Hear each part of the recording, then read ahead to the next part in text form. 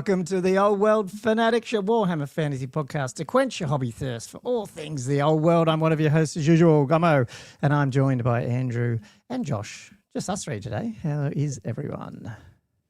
Back to the old crew. Oh, right. We've had a guest last couple of weeks. Yeah, no. It's up to us now. I'm excited. Yeah. So we're late because Andrew almost killed himself just then. No, he didn't really. Did you just? I thought you cut yourself, but you said you cut yourself earlier, and then you spilled. Yeah, I had to disinfect it. So yeah, I got some isopropyl. I'm like, oh, that'll disinfect it. And So yeah. Thought we were about to lose Andrew. It'll sting, but it'll work. Oh yeah. Stop. That's right. It's the best stuff. I use it all the time to clean stuff and do random things. I go, oh, the alcohol might work. Yeah. Yeah.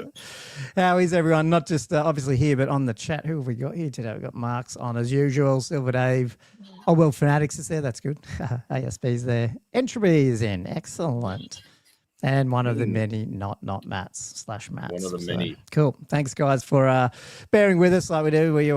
We've decided as of the other day when I started early that we're never going to start early again. So, we're always got to be late. So, anyway, it's been just after that one time in 200. Yeah, it was like what? It was probably 30 seconds early, and then we're back to. Is that when Pash was on?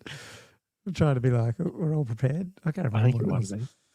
Yeah. Anyway, guys, we decided to just take it a bit easy tonight and chat about. It's been about 6 days or so, 5 days since when did the FAQ come out? It was Wednesday. Yeah, Wednesday. Yeah, that's right. Because we recorded Tuesday. That's why I feel so quick that we've been just on. It does. Yeah. Because we recorded Wednesday the FAQ.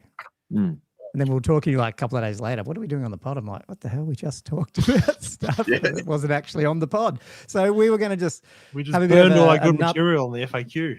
We're not going through it. Obviously, we've done that in the video, but I think we just all thought let's take a breather for a few days and then come back and see what was the winners and losers, see what the chat thought, and then I think we've got a little bit of self-serving chat around the tournaments that we're potentially kicking off. I know Josh, we've mentioned them, but I know Josh, you've got a little bit more to talk about with yours, don't you? The players back, the scenarios. Oh, yeah. Hang on. Sorry, it's not the tournament. Wait. It's your scenario thing you want to talk about. Your secret thing. Is that what it is? Oh, yeah. I've got some snow-themed scenarios that I was running, but that's separate to the tournament. But yeah, it would be good to go through the tournament pack as well.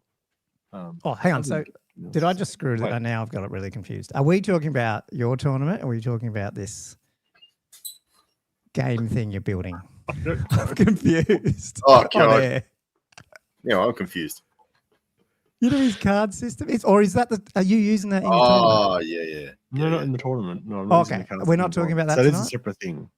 I was going to talk about that tonight, but then you mentioned the tournament thing, and I'm like, oh, yeah, maybe I was meaning to go over the pack of that as well that I'd forgotten about. Okay, cool. Yeah, because I don't think we fully got to it. That's all. So I wasn't sure. Okay, no, we cool. never got to it. Everyone, we are on the same page now. Thanks for being part of our pre-production meeting there. Totally got confused. I'm just getting confused. I don't know where we're at because these comments are like gold. I just every time I look at the comments, I'm laughing and I get distracted. Ridiculous. Stop being funny in the comments. I apparently have an impassable baggage train. Oh, God. Okay. Yeah, fair enough. And we are also going to cover a quick few picks of the slow grow. We're going to try to do that once a month, and it's the beginning of the month. So I know that some of the people have been posting some cool armies on there.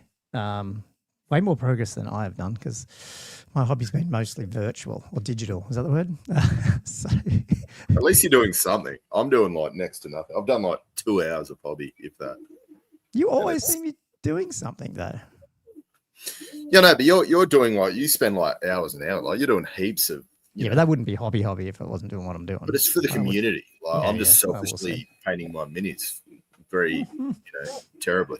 Yeah, but anyway, we might get to a little bit of that in hobby time, and and just see how we go. Community hobby is going to be our episode. So. Yeah, so while we're chatting, I guess, guys, I mean, they've obviously have been doing some smart-ass FAQ chats, have they? But, tell us what you think. What's your wins and your hits and misses in the FAQ or stuff that was missed out? That's what we're sort of going to have a bit of a chat about. up first. Before we do that, though, let's just give a big thanks to the patrons. A bunch of them are on there.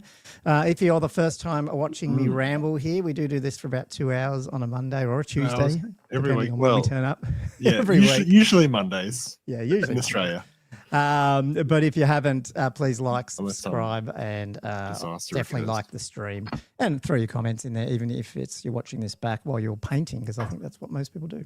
And if you want to join the patrons and get your patented shout out at halftime and your patron questions answered, you can join the crew on patreon.com/oldworldfanatics. Really appreciate it. It definitely helps keep the show going.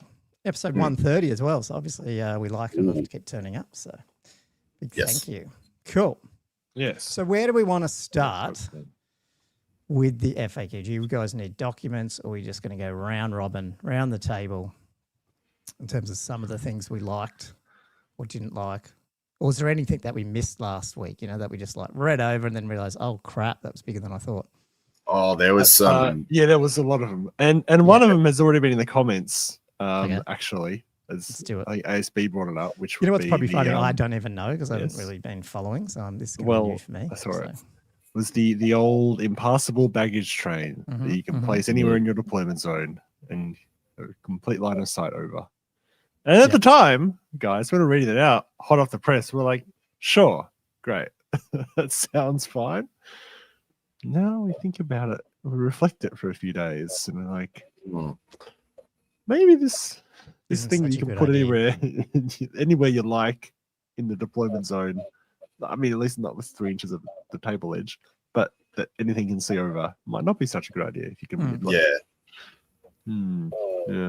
Because you can put anything behind it: war machine, missile troops, dragon, or just block. Because the thing is with the placement of it's not like you have to put it so far away from any other terrain. The only limitation is the board edge, right? You can't put it on terrain though, hey, but you can bump it right up. No, but you can put it right up against other stuff and create other bottlenecks. And even if it's not just giving missile troops an advantage, you can still manipulate your side of the board in a way that most you shouldn't be able to do that quite easily. I feel. I don't know. What are you guys' thoughts about the old? I mean, I see what you mean. I think I guess what they're trying to get away from, it sort of was impractical the way it was before. Is that right? Because was it? I think so. Was it something like difficult? It was difficult terrain, which was a problem. Because I want to put my figures right on top of this thing, and it's my beautifully modelled baggage train, and then you just want to plant your unit right on top of it. Yeah. And it should be baggage train plus herd stone and monolith. It's a lot of board for. Especially when I bring my full 6-inch one, which right to the max of what you can bring on a herdstone, which debatable whether or not that's a good idea, but anyway, that's how it's modelled now. I kind of don't get it. So it's weird because it's kind of like impassable, but then you can kind of doesn't block line of sight, so you can shoot through it and stuff.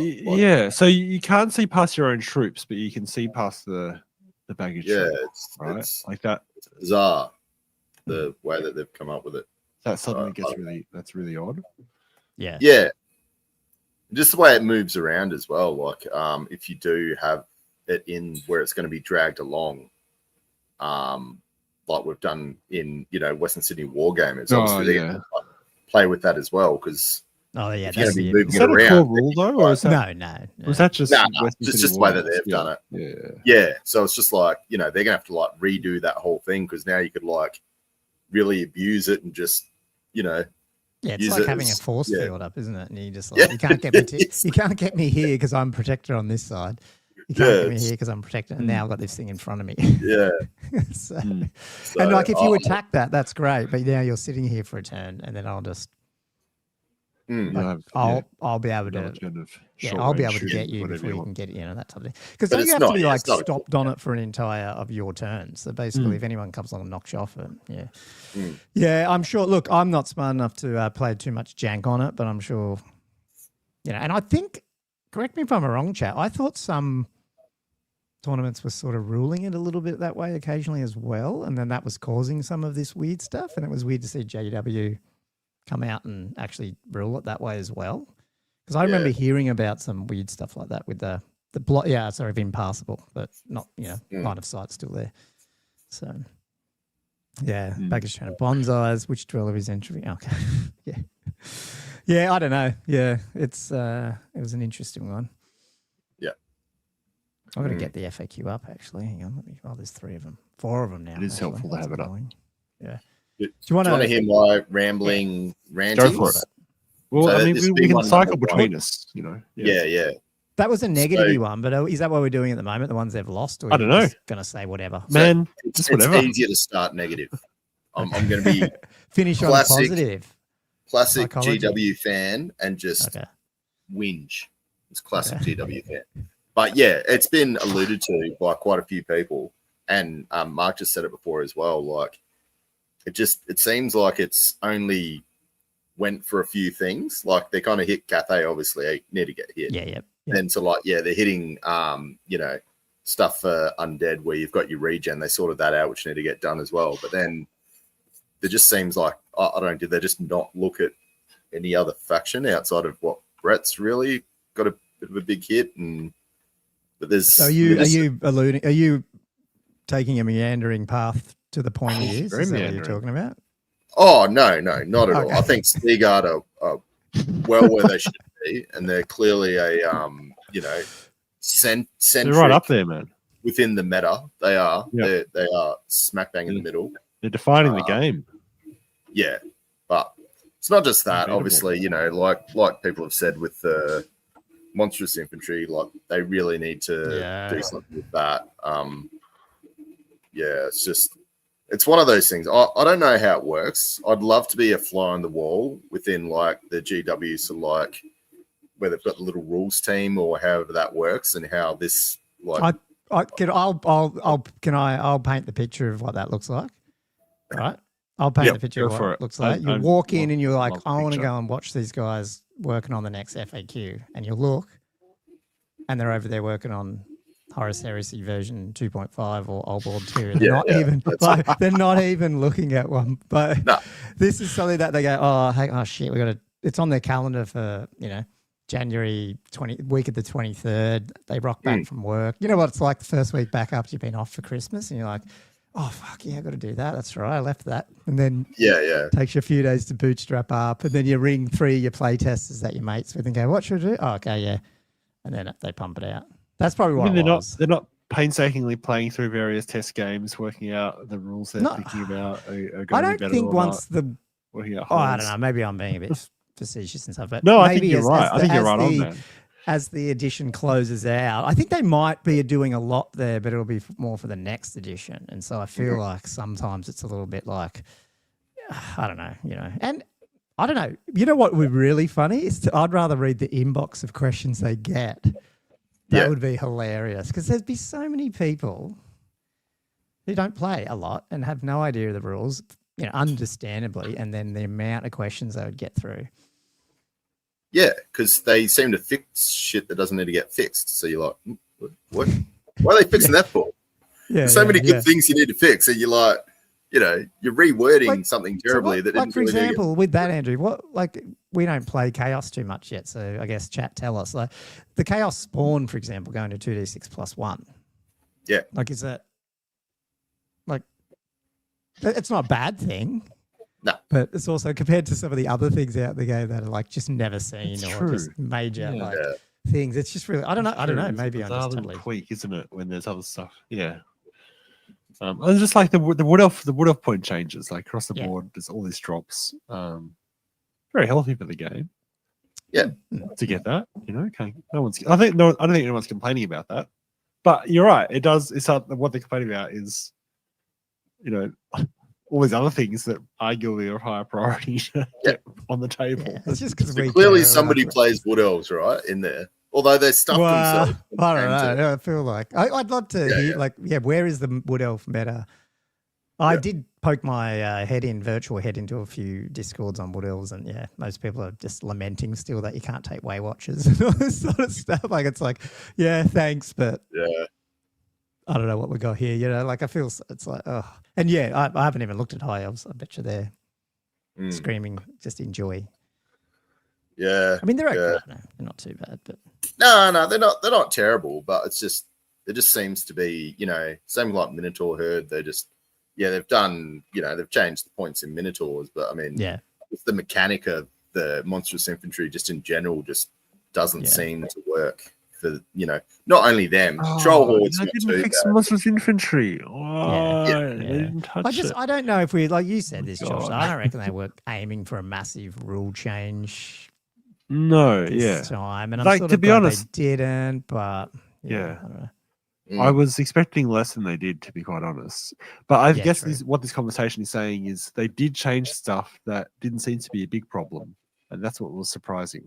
Like there was stuff in there that was just mild problems, and then they just jumped headfirst still into the quagmire of their oppressive battle rule and fighting ranks that aren't fighting ranks but are fighting ranks that are touching fighting ranks versus and it's just like how your head doesn't explode. Try to explain that. I don't know. I mean, that I don't mind so much because a lot of it was, trying to fix up their previous erratas and FAQs. So if you've already caused a problem with a poorly worded FAQ, then the least you can do is go back and try to improve your mistake. So this one's not. I mean, Silver Dave's got it here. Like this would be pure Warhammer if they did this. Maybe they have the random response rule. They roll 2d6 and respond to that many emails in the inbox. She just did it on the FAQ. It's like, are we doing a rules as intended or rules as written response? Roll the dice. Okay. Intended. Just it's how it is. Yeah. I don't know. I don't like it. I mean, we're starting out negative here, people. There's a lot of good things, as we said, but there is. And one of them. And here's a good thing. I mean, I'm just going to add stuff into this because I like this meandering nature we've got going on. We're not usually so meandering, I think. Maybe we are. And that is the Royal Peg. The Royal Peg. Oh, in terms of good stuff. RIP. Yeah. I think it's a good thing. I would argue. Strongly. I mean, sure, we won't see them around as much. And that actually becomes a bit of a dilemma for Vegeta because, they have the whole new model of the gun on the Royal Peg. And so you would argue, I mean, how much are we going to see of the Royal Peg now? Because not only has his points increased, but also he's now a monstrous creature. Yeah. You saw the hippo around. Welcome to the real world, people. That's what I'll say. But it had to happen. Yeah, it had to happen. Yeah. It was ridiculous from the very start that they could see 360. It's still very powerful. The Barded Peg is still there. One less toughness. And the Hippogriff. It's a monster. But you might see people. Does it become a bit more playable in terms of choosing because the other one's not? I think so. I mean, you would still occasionally see the hippo taken from time to time. It wasn't something that people never took. And you're right. It does actually bring that more in. But that's such a hard balance though, going because it's like you've got two monsters there that are sort of competing for a very similar role, and having them balanced right so that they each have their own niche can be quite hard. I'm not sure. I don't know. I don't know. We'll see how things sort of play out with that change. I suspect we will see more Barded Pegasi. Do you know? The only other question I've got is with Peg Knights and that command thing going on. So they're coming in skirmish. You know how with the characters that they can't be in the front rank unless there's space around the command. Yeah, but the skirmishers don't even have ranks, do they? So, how does that work? So when you're ranking them up, you only go so wide, right? Oh yeah. You still have to move the exact closest model, don't you? So, I'm not a big player of skirmishers, but you have to move the closest one to the closest, make contact. Yeah. And then I guess start moving the others until you complete. Okay, so you don't have to have the command in the front rank if you're charging with skirmishers necessarily? I don't. Or is that... You know what I mean? I'd see what you mean. If one was on the other side. Is that rule just the impressive battle? I don't know. It might be units with just the impressive battle rule, I think. Is there a rule in the book that the command just always ends up to the front? Because when you turn and stuff, they just automatically move to the front. Like the command dudes? Yeah. I think there is. Oh, Andrew just said the rules have never addressed. Man, I can hear your printer cranking there, Andrew. What's it printing there? A hill. Let me just slow this down. He's got it on full speed. Yeah, sorry, this episode is awesome. Josh is trying to look up a rule, and Andrew's printer's going insane over there. There we go. Oh, sorry, I didn't mean to open that one. Mr. Yeah. Anyway, I don't know. We're asking these questions and now the chat's trying to tell us what the answer is or not, and it's actually kind of hard to keep up with. Yeah, command always see, John delivers. Command always makes its way to the front. So I would have thought that's sort of what I would have guessed it did. So you're just moving all the models. The character would have to be wherever he was, but outside of that, then yeah, the commands, if they can make it into the front like that, because of, isn't it the weird one when skirmishers charge skirmishers? Isn't that the weird one where they end up in a big line or big conga? Yeah, basically. So fucking dumb. Yeah, that FAQ was to do with the specifically with the presser battle rule. So yeah, it's not going to affect Peg Knight specifically, which is no, yeah, I see what you mean. Yeah, there's not the two fighting rank things. Yeah, exactly right. Yeah, 100%. Yeah, no, I don't know that whole thing. I just feel like I know what they've tried to do, but they've tried to, patch, and hopefully version 2 they've worked out what they want to do there. Not even have this whole press of dart battle thing. Just go back to 8th edition Horde, but don't have it 10 wide. I don't know. Wait, how far away do you think the 2nd edition is? Oh, like a year away or so. Yeah. There might be. Yeah. Well, the only reason I would think it would be next year is because Horus Heresy only went 3 years. Yeah, okay. 2nd to 3rd edition. So, I don't know. 5 months. Martha said 5 months. No, it can't be. No, because 40K's out at that time. So I don't know. I don't know. Sometimes I'm probably answering a question that's not even the answer that they're saying. But anyway, so the other one of the ones that I thought was interesting that we probably didn't, I don't know if it's that bad, but that I know we skimmed over a bit, was the match play 1+ restriction change. And it probably doesn't make a huge difference, but it definitely meant that there was a few of the 1+ that suddenly then are now ungated from the normal 0 to 6 or 0 to 3 character restrictions. Mm-hmm. So things like Tomb Kings, for example, you could just take, X number of mortuary priests, for example, like heaps of them. Even if your thing was under 3+ characters, you could just take heaps. Or Beastman. I mean, Beastman Gore Herd is one of them, so you could just take heaps of Gore Herd, even if the core's limited to 3 or 6, you could still take more because it's a 1+ restriction. And I don't know if there was any in there that are totally abusable, but someone did put a table together, and I guess it'd be up to other people to abuse it. But that's when I think people were joking that you can fit like 19 paladins in or something into a 2K list or something like that. So I don't know. It's just these weird edge cases where you didn't know what they were going for, but then it's just like, well, there you go, 260 rats. Matt's purchase says. So I don't know. Because it's all those little ones like the non-legacy. Was it which one's the dwarf? Chaos Dwarfs. You have to take the Infernal Guard 1+. Yeah. So now you can just like spam it, even if it was. I mean, not that you would, but even if someone was trying to limit rule of 3 or 6 for core, you can just go, well, I'm allowed to take. It'd be the shit. On the other one, someone said you can get 35 5 units of Eternal Guard.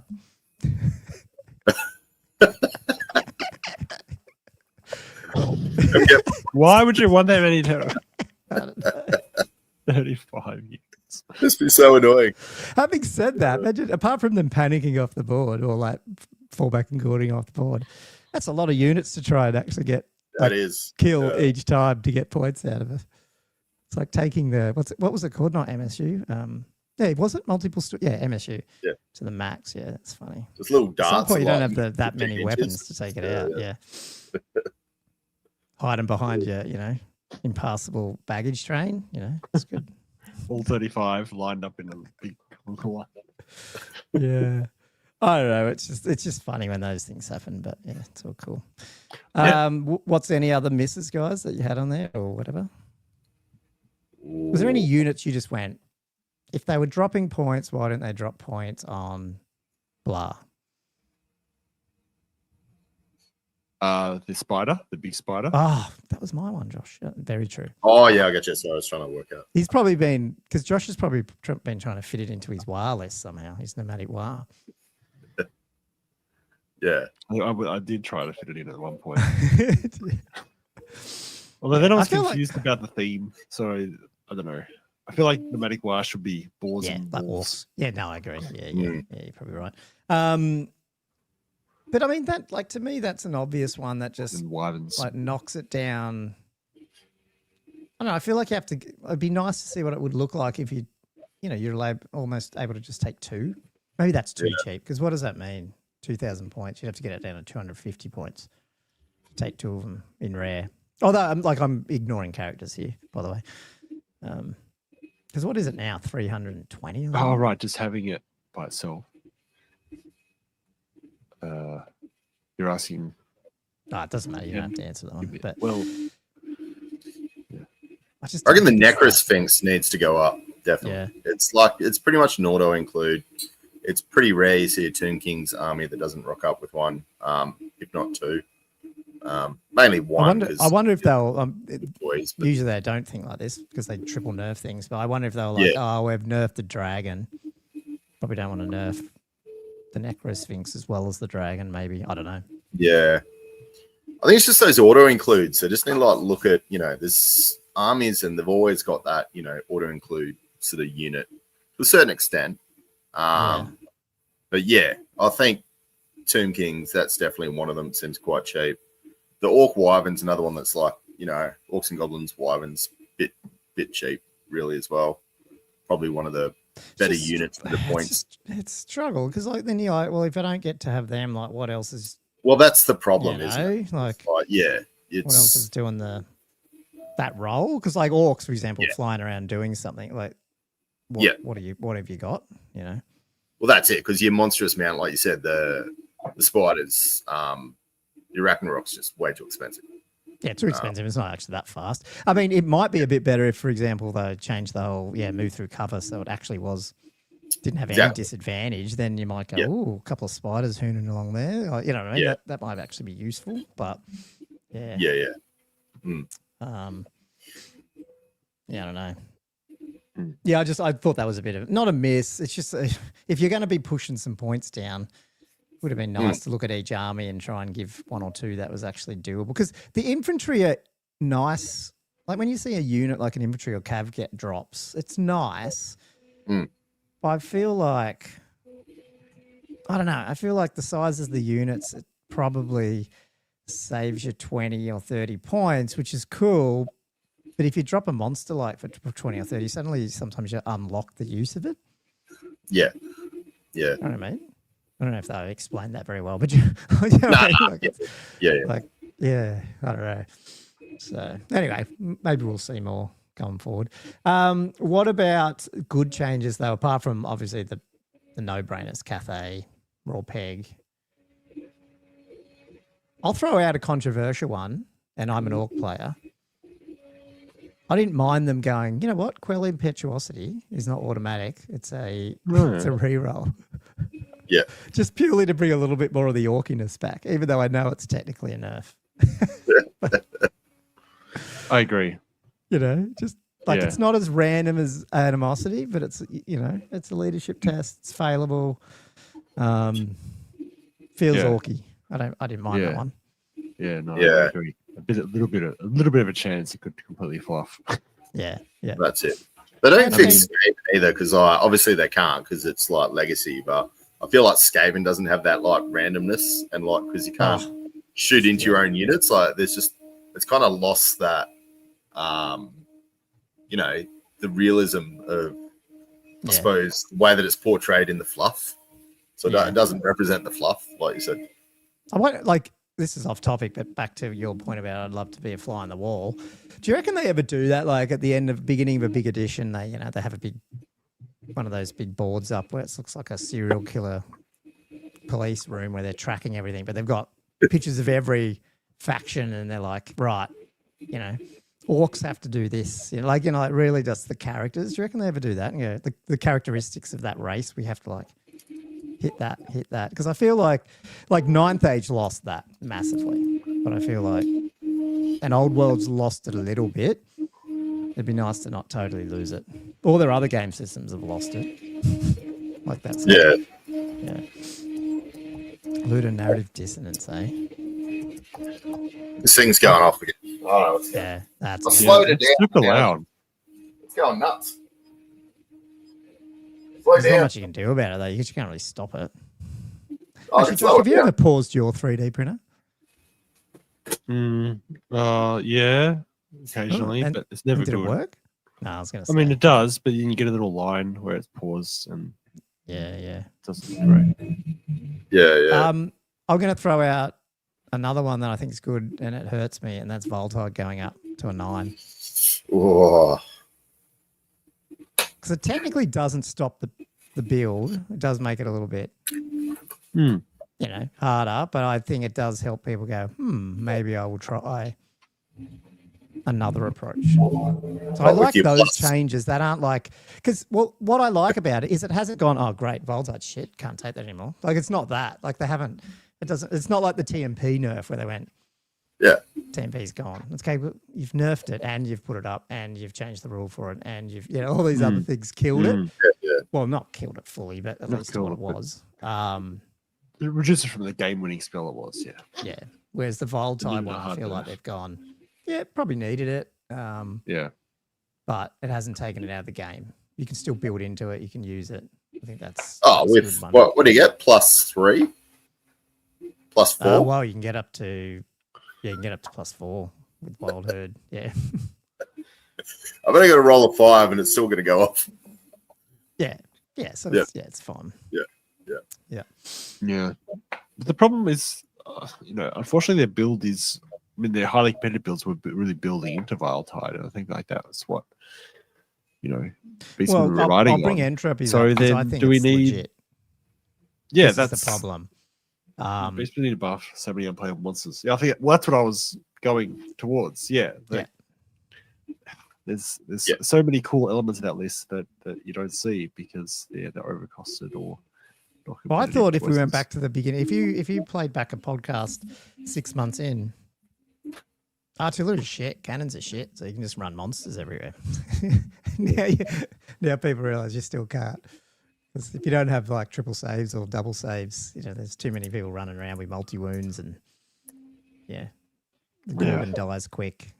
It's just you look across the army and you go, especially when this is what happens when you get big blocks of infantry. You go, that's going to be hard to get points out of, but a 260-point monster, I can probably take that out pretty quick. I think that's, part of the issue. What are they saying? I can just... Want me to wear a headset or get a decent microphone? I was like, oh, yeah. No. I don't know. Can you still hear my printer? Is that? Nah, I don't know. It's like a little road you've got going on, like in your backyard. I can hear like a truck going by. I can stop it. I can actually stop it. It'll wreck it, won't it? No, it's part of the hobby, people. Come on, get over it. I can. No, I'll pause it. I can't hear it now. It just went crazy. It's gone. It's gone now. Yeah, I can't hear it anymore. Well, I guess it's an FDM. It's depending on what it's doing at the time, isn't it? Like, what I mean? Like, I feel like if it's starting to like go, I need to draw this in, it's going to sound bloody loud. There we go. Josh, can you spay it? Depends how many services it has. I guess. Yeah, and I guess you don't care about like I don't know. Does that cause a line or not really? Because it's not going to cause a line. It's probably not. It stops, it's different. Yeah, it'll just stop where. Yeah. Plus, it's scenery. Completely different material. Doesn't really matter. So you're printing hills, those ones you shared. We can talk about that hobby, I guess. Yes. Have you got no other good ones, people, that you actually went, this was cool? I'm happy they did it. Some was so obvious, but it was just, for me, it was definitely. But then other people said, like, for me, I'd love to hear your take on it. But people thought after I was cheering because the Lancers with their first charge got removed. apparently the 20-point Lancers were no good, which I disagree with because they have a host of special rules you can pay for, which I don't think you get anybody else in that. I wouldn't call them heavy cav, but like a medium cav option. Something similar to the Silver Helms, because they're not a true heavy cav. They got ambush, which is pretty bloody good for that sort of unit. And then on top of that, you got drilled and stubborn as well. If you can, if you keep being able to, because that's the problem with cav, is if the unit gives ground, you're stuffed. Whereas for Lancers, if it gives ground, you still got the ability to attack like you've charged, which is, to me, it's a huge buff. Yeah. Because you go against somebody with, shield wall or something like that, or, I don't know. That's just the way I think. I think first charge, being able to take away somebody's rank bonus is pretty big, especially if you get like combo charges and things like that. Whereas most of the time, your first charge is only coming in with something like, I know Brett's have got it on some of theirs, but some of the other options, they're pretty expensive where you're getting first charge coming with it. So I just thought they're quite cheap for what you get. That was my take. Yeah. Does Silver Helms and all that have them? No. I agree. No, Silver Helms have them? Yeah. I mean, I feel like it should be a rule that you're limited to heavy cav. Like, if you're medium cav or wider. Yeah. Because it's got counter charge stuff too. Doesn't. Yeah. Well, see, some of the Brett Knights have first charge but no counter charge, which makes no sense whatsoever. Yeah. I think this might be the issue. Then, hang on. Am I right? Or am I wrong here? I don't know. Counter with what? Well, the Cathayan Warhorse. Oh yeah, I guess that is Cathayan Warhorse. Hey, but like the Jade Lancers don't have them in the rule. It's part of the horse rule, isn't it? But then the equipment is the Cathayan Warhorse has it, so you got to go back there. Cathayan Warhorse, That's what's confusing. That's where you track it down. That's what screwed me with the boars in the early days when I went, they don't have thingy. I just had to go look at the boar. Yeah, okay. Yeah. So you obviously lost it off the gatekeeper dude, but oh well, no one takes him. Yeah. Have they got any other source of like first charge in the army? Probably not. Yeah, I'm not sure. Wait, so because I got a few comments in here saying that. Oh, maybe it is. I mean, John seems to think it's just for the character mount, and so does Matt Purchase. But yeah, well, how is it? Do you want to reread that? Like, yes, so it definitely isn't. Yeah, so it's not I like question my logic. Then I read it how you read it wrong with initially. The ball. Yeah, maybe I was. Oh, I did read it wrong with the ball, but it was a character mount. That's what it was. That's what I got wrong in the early days. Remember, Andrew, I was saying I cheated you because I did a first charge or a counter charge and I couldn't or something. My model didn't have it. Then I realized it's on the ball. So no, I think what they're saying is right. If you go to the Jade Lance's sheet, it doesn't have any of those special rules. I don't think you go to the Cathayan Warhorse is under the character Cathayan Warhorse. So I'm wondering if it's like a balance thing because you need, I think first charge is probably one of those rules where everyone has to have it in the unit. So it's sort of like a useless rule.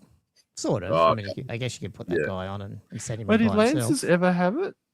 Because they've got counter charge in that rule, but the Cathayan Warhorse also has counter charge. Yeah. That's a good point, actually. That's what I mean. Like the counter charge, the rules for that unit and the models on that data sheet are all in the special rules. Yeah, right. So people might just get mixed up. I probably do that too. Sometimes you just go to, where's the mount special rules? And then you go to the character section, which is probably incorrect as well, you've alluded to. So it is. Okay, yeah. So I think we did get that wrong at the beginning, and then we just got it wrong then. But yes, I think that's what I'd. Well, I've got it right now. Now I've worked it out again. It sounds like we don't know what we're doing, but when it's late at night and you're on a pod talking live, you go, hang on, second guessing myself here. Yeah. We know it as well as anyone else. We're not. I don't think we know much more. This game is. We're just regular gamers. What about the speaking of reading rules and being confused? What about the frenzy one? I'm confused. Yes. Okay. Yeah, tell us about this, Josh. Now I You am. went like 3 different ways on our chat after the fact. Yeah, I kept where did you thinking end a different. Okay, because I want to go back to a simpler time, a time about a week ago before the FAQ came out, and in that time, the frenzied rule finished. However, a frenzied rider does not confer this modifier to their mount, and vice versa. And apparently, everyone was like, "Yeah, cool." So if you have a unit standard that gives frenzy to the unit, the horse gets it because it doesn't confer, but they are a model or whatever, so they still get the frenzy modifier. That sentence got changed to this modifier does not apply to the model's mount, to the beast of drawer, or to its rider in the case of a monster. So now, if you're, I guess it depends on how you define what a model is. But is that clearer that it makes the mount definitely doesn't get frenzy if it's a banner and stuff? Yeah, if it's a banner. Yeah. Which is I feel like that's what they're trying to do. But they've changed because I think they've changed it from it just doesn't transfer to the amount it doesn't transfer. I don't know. Like I feel like the phrasing is not that different. Yeah. It's annoying because now I'll have to go back to the other FAQ how it was ruled before. You just did that, did you? I just read it out, yeah. So what was ruled out before was, however, a frenzied rider does not confer this modifier to their mount and vice versa. A frenzied rider, whereas when you've got a banner, that might have, whereas now they're saying this modifier does not apply to the model's mount. Yeah. So would you say that it's just therefore mounts? If a model has a mount, the mount just doesn't get it. Yeah. In any case, yeah. Okay. I think so. But what was the loophole you were thinking, just to add in terms of the model? I think it just depends on how you define the model, which was confusing because I think it was always poorly defined in terms of what's a model versus what's a profile. Well, Josh, have it defined as one model, I think, is it? So John's just come up in the comment section saying they said a split profile model is actually multiple models on a single base.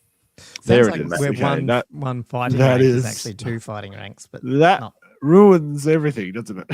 Yeah. When everything's a model.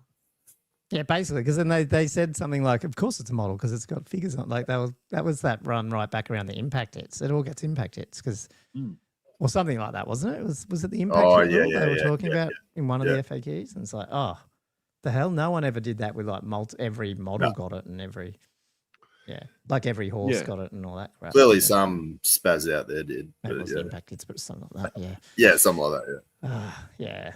I don't know, man. It feels like they just they need to, you don't want to go too clinical, but they need a little bit better definition. Yeah. Keywords, people. I believe that's what they are trying to do, is what's written, is that the mount just doesn't get it ever, really.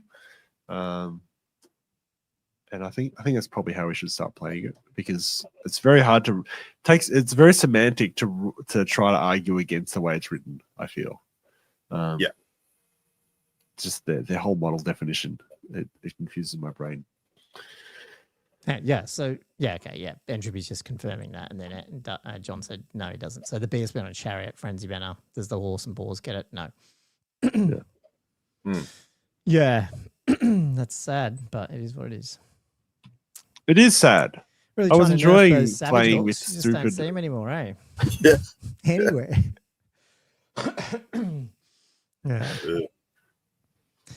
So I mean, if you can get what about if you take the frenzy banner on a goblin BSB riding the spider, they all still get. Now I don't even know if you can do that, but all the goblins on top get it, right? Is that right? Yeah. That's wow. Yeah, although wait, so if it's a spider, because it also this sentence says, just hypothetically, because it also says it doesn't apply to model's mount, to the beast of drawer, or to its rider in the case of a monster. Oh, that's right. Oh, hang on. So does that mean the monster then gets the frenzy? Yeah. Sorry, if you could do that, it would go to the monster. Yeah, that's right. I remember that one. Yeah.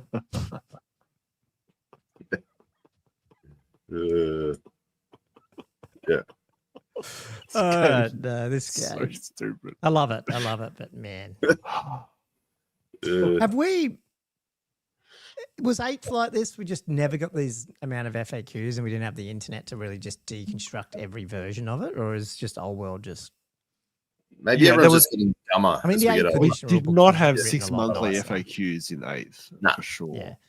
I don't remember people being one or silly. two throughout the... I remember the Brett's the got first an update. half of the edition seemed to get a fair bit and then it just went died off. Yeah. I remember Brett's got given heroic killing blow and stuff, which is nice. That was via an FAQ.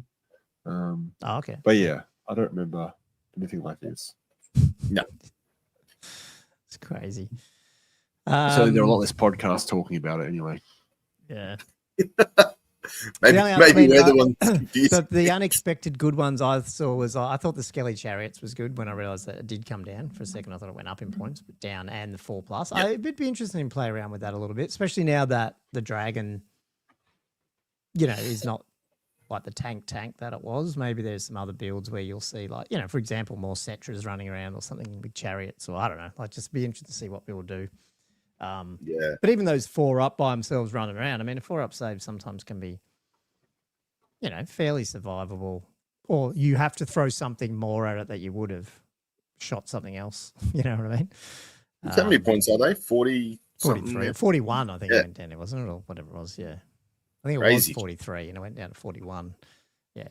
Yeah. Oh, they're awesome. And, for reserve move, that's the best thing about them. Like, for Tomb Kings, yeah.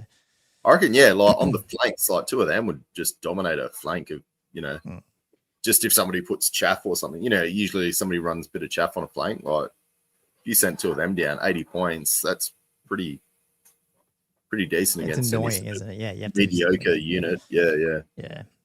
Yeah, no, it's interesting. I mean, again, I don't know if it's game breaking or anything, but I didn't mind that. No.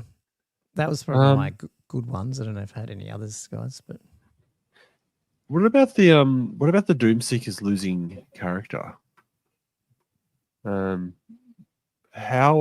are you still going to see them? Yeah, I reckon on the board. Yeah, I think so. Yeah, because they can be targeted now, can't they? Like if they're isn't that been better? Because you want them dead anyway. Oh, true. You have your true points for killing. Yeah, and they're still skirmish and whatnot. I just think they're good for that, for that reason. Plus, sometimes, if you do have somebody and they want to challenge it or something, sometimes you want to just go against, everything into the unit. Mm-hmm. So it's overall buff, would you say? Sorry, Andrew, with that, did you see a lot of the list doing that? Because that's a bit odd. Like, to be honest, I didn't even realize they could do that initially. I just figured they were always running around, but I didn't realize because they were characters, they were putting them in units. Oh, they were putting them in units, were they? I've never seen that. Okay, so yeah. Okay, that's what I thought you said. Okay. Yeah. No, I was just saying, sorry, if you like charge into a unit or whatnot. Yeah. Yeah. Just the ability to not get challenged, I think, could be a bit of buff. Just depends on how people use them. That's just where I use. There was the anti-Richie rule here. Oh, there you go. It's finding those odd little cases. Yeah, I'll do that. It's a character. Yeah. No, I never see one in a unit. There you go. Yeah. They're like 4 steps ahead of us, man. That's all good. But then it gets nerfed by the time we arrive. We go, "What? Really? Isn't this how the game plays?" Can we? I feel like we're getting near the end of our ramblings. But can we hit the elephant, or could I say the balloon in the room, and say, because obviously I think those nerfs were needed and were well received. Do you think they were the right level? Do you think they were enough and not too much for now for the balloon? Yeah, I don't reckon they're. I don't think they're. I don't know. I can't see them being overpowered now.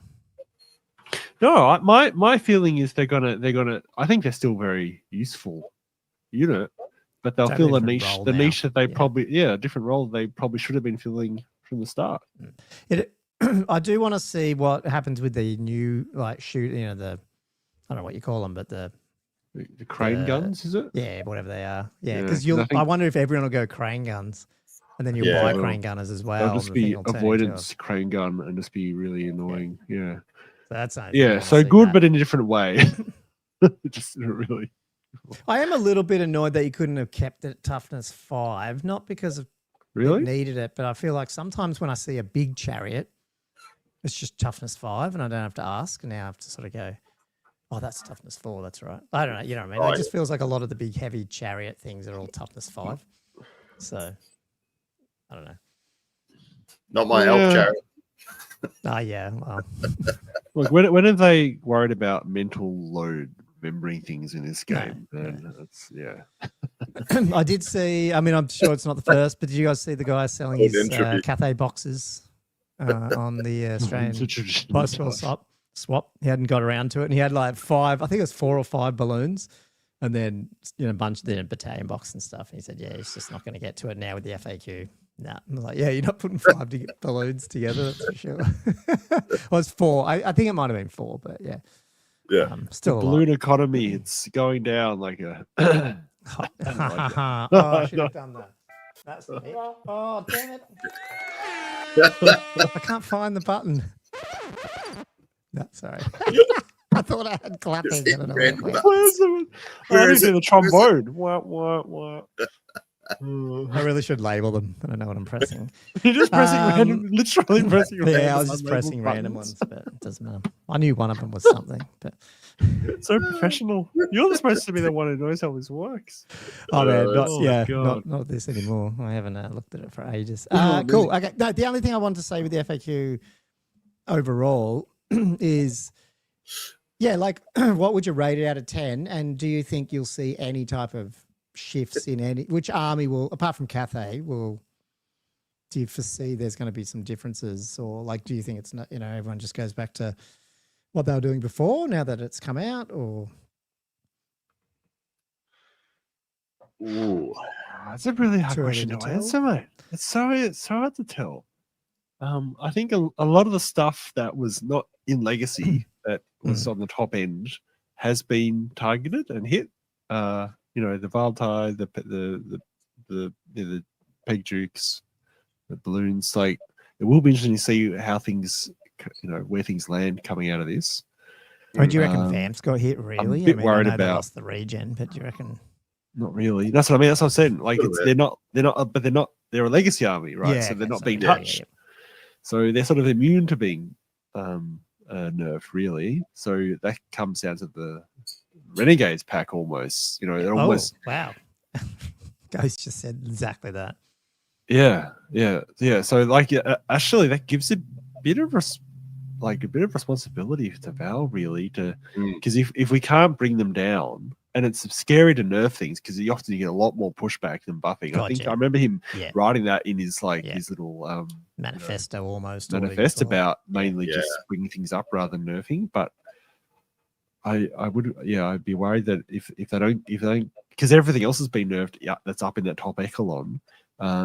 If they don't get hit, then just like with Western City Wargamers did with the Empire, undead BSBs and that type of thing, whether or not TOs will start adding vampire count specific comp, which is really not going to be good. I think I'd much rather there be a little bit of a pushback from Renegades to bring them down a notch, and then have that sort of standardized for the community. Yeah. Rather than TOs feeling obliged to try to step in on a piecemeal basis. That really would be great. But I'm a bit worried about where that's going to leave the meta. And I think he said in the latest podcast, which was probably last week, because I only just listened to half it or whatever, but I think he said, he recognises he didn't get the 1.5 one out quick enough, or even it did come out, didn't it? But I think he's going to try to get this one up quicker now that we've seen the FAQ. So, yeah. Well, I mean, he doesn't even too quick. Like, he needs to spend a bit of time on doing it. And the FAQ only came out last week. But yeah.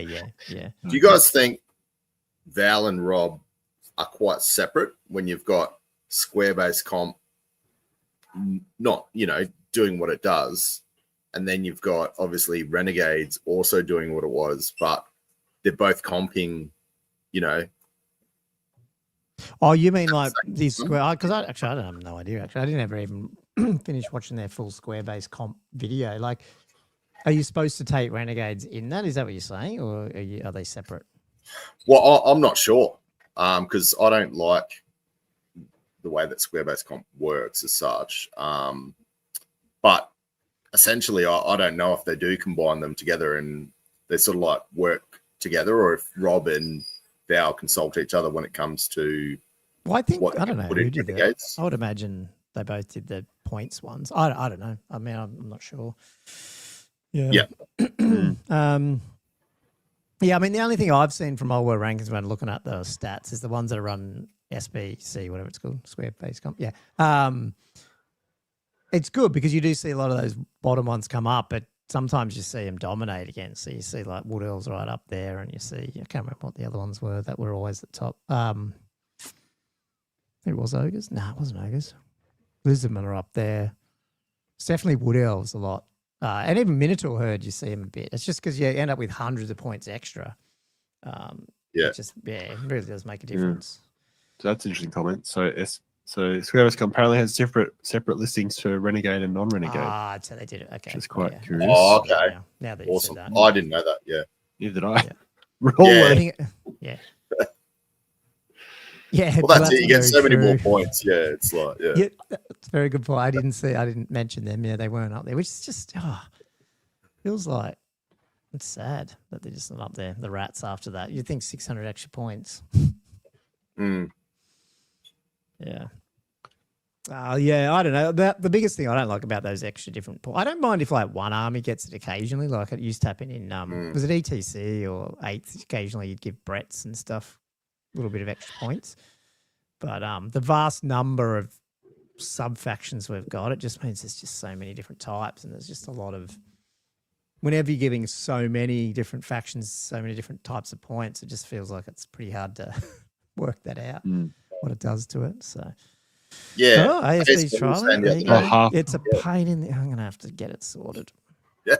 Fireball rankings in the list. Half square base comp. Oh my God. It's gonna, you're going to have to add in more categorization. Half square base. Maybe I'll just take faction stats. You're doing 100% square base? No, half. Yeah.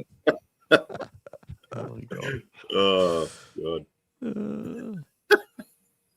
Anyway, yeah, look, I mean, the other good thing about it is it's out, and I think people can chill out now and start, doing what they were doing. Because I know I was probably a little bit like, I don't know what I'm doing. I might as well wait, see what happens. Am I going to like finish Cathay? Am I going to do something else? Now that it'll settle down, you sort of know what you're playing with for at least the next 6 months. So yeah, I think it's in a good spot. Yeah, I guess so. I mean, I was just doing what I was going to do anyway. Yeah. Like you could take, I'd say, 70% of armies out there, or factions, and still have a chance at a podium. I would comfortably say that you could still podium with 70%, maybe more. Yeah. No, I agree. Yeah.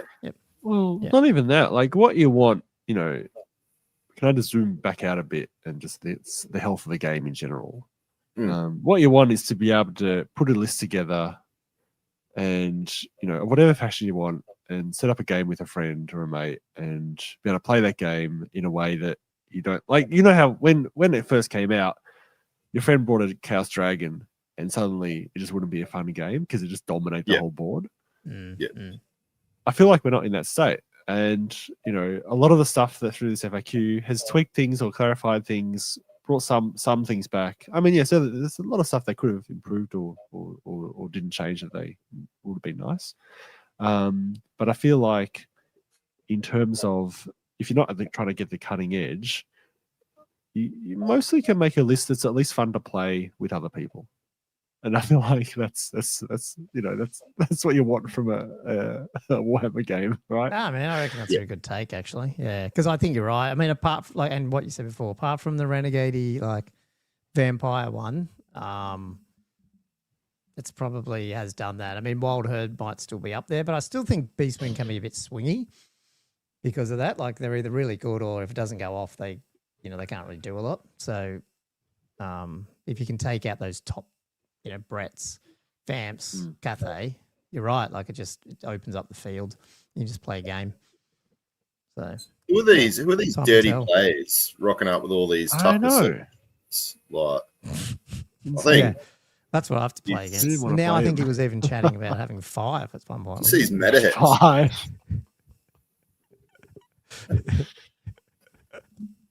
I mean, I'll take 3. 3 is fine, but 4 is just come on. What are you doing? It's the, what do you call it? It's the arms race. He sees me loading up with Volt Tides. He goes, "What can I do? Toughness 7." That's it. It was not anti-Gomo at all. I was not thinking about Gomo at all when I was writing up this. That's cool. Anyway, okay. Well, we'll get on to our shout-outs quickly, and I guess on the hour. From Josh a little bit here as well next. Ooh. All of us a bit, but intrigued now because now I don't know what you're going to talk about because now you've. I don't know what we're talking about either.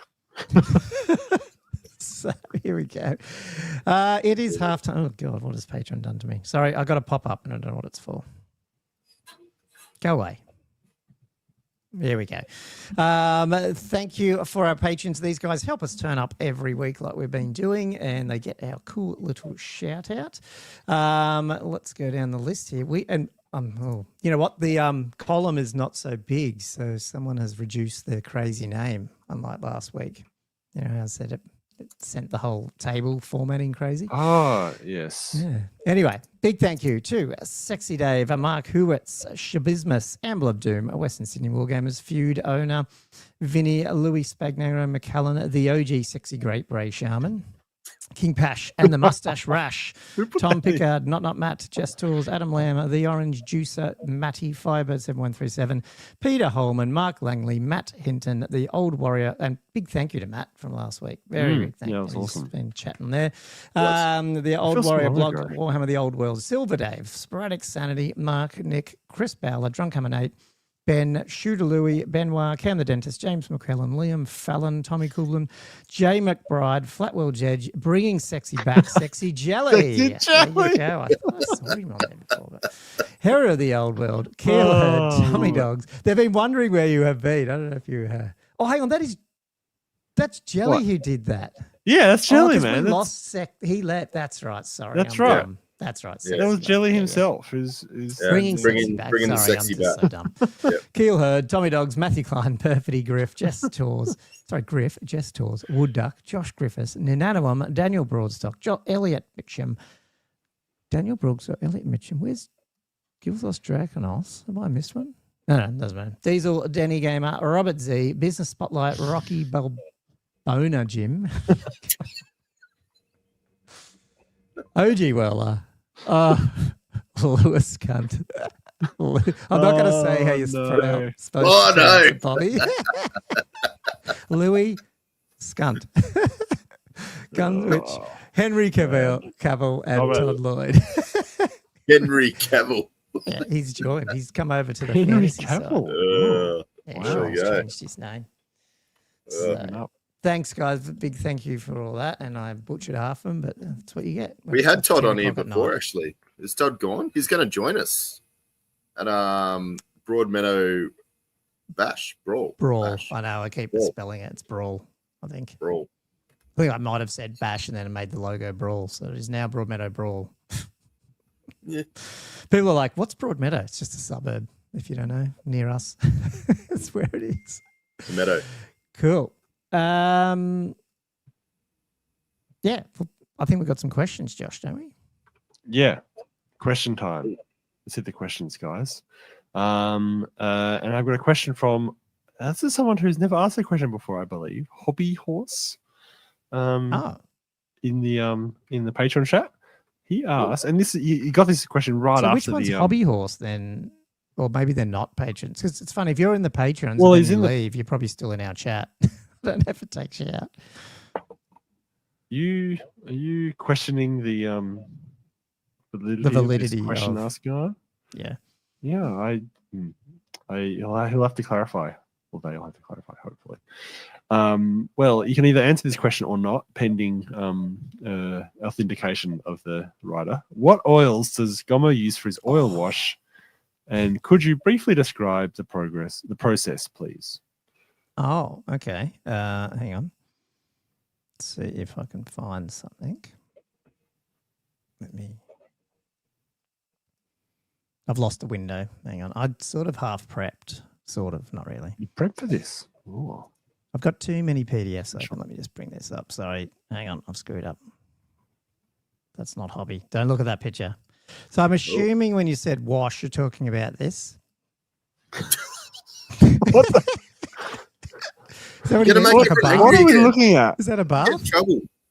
Is that what he means? Like have a wash with oil? Is that what he's talking about? Is that what am I looking at? No, don't worry. I just when I first saw that question, I was like, Kobo and his oil washes. What is he doing? That's not you. For those listening, I had a really bad picture of me in a bath. It was a picture of you. I was like, the glasses are the same. The face isn't quite you've right. Been binging on McDonald's for a year. My eyes are burning. Yeah, a bit fat there, a bit chubby. No, sorry. Just wanted a dumb picture to try and compete with Andrew's. The people that are listening really should go on YouTube and pull this up. Yeah. I use the Windsor. I mean, I can get them. They're just the Windsor Newton oils that you get at a art shop, basically. Oh, come on. Do it. You got a fan here. You wipe the wash off. Wow. No, they look like these. I mean, you can use any oil. They're like this stuff. Where is it? But you can get any, and basically, if you go to an art shop, or an office work type thing, and whatever you call them over there, what are they saying? Probably shouldn't have brought that picture of it. Should we said he'll leave it in the cracks? I got the brown one there too. So what was the question? What's the formula of what you do? I forget what that. Hold on, I'll get the question up again.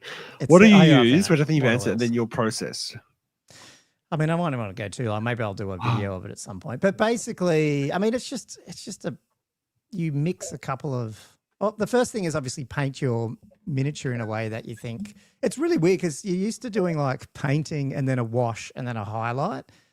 It's so hard to just talk normally and then watching my co-host just fall apart. Stop it. No, the chat. Stop it. I know. I'm trying to be composed. Get some one again. So yeah, I'll try and give him because he's asked. I'll try quickly give him an answer. So basically, yes, he's obliged to an answer, assuming he's a valid patron. I think the cool thing about the washes, the oils, is you have heaps more control over how much you leave or take off, and so you get you can sort of make the miniature sort of more bland and light and just almost one colored. You know what I mean? And that's why the airbrush works so well because you can smash down areas that you go, when I oil that, I'll leave a bit darker there and I'll take a bit off the top and it'll make it look like I've used 3 different colors. Do you know what I mean? That type of thing. So once you do that, sometimes if you're using light colors, you probably need to make sure it's got a bit of a satin varnish, but otherwise you don't have to. The acrylic's pretty good. And then you just use a little bit of this, tiny bits, and that. No, don't use terps or metho. You use just an art no smell one, and it doesn't smell at all, even though it's methylated type spirit thing. And it just, you mix it up and put it on and you leave it for half an hour or 40 minutes or an hour. You can leave it the whole day if you want, and then just get little cotton makeup sponges and then dip them in the same sort of, I don't know what you call it, the terpsy stuff, and then start rubbing the miniature. Not really rubbing the miniature, dabbing the miniature and taking the oil off. And it looks really weird. When it's finished, it's very glossy and shiny, and then overnight it evaporates and it just looks totally different when it comes out. It looks, I don't know, they look better. I don't know what it is. They just look, I don't know, Andrew, you've seen them up close. I don't know what it is. They just look better than just an acrylic wash generally. Yeah. So, and you can just do one color over the whole thing, or I tend to pick 2 or 3 different colors of the wash depending on the miniature.